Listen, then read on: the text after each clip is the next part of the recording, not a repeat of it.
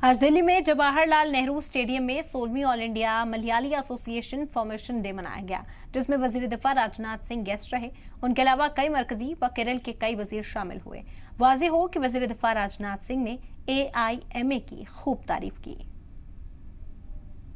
आईमा समाज के different sectors में जिस प्रकार से प्रोएक्टिव होकर काम कर रहा है, उसके लिए मैं आईमा की सराहना करता हूं, इसको अप्रिशिएट करता हूं आईमा के इस एक्शन को।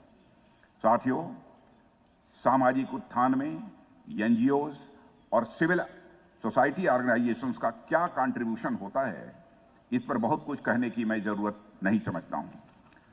सरकारें जो कि समाज को रिप्रेजेंट करती हैं, वे अपने अपने स्तर से जनता के कल्याण के लिए प्रयास तो करती ही रहती हैं, लेकिन सरकार स्वयं की ताकत से जनता तक पूरी तरह से नहीं पहुंच सकती है।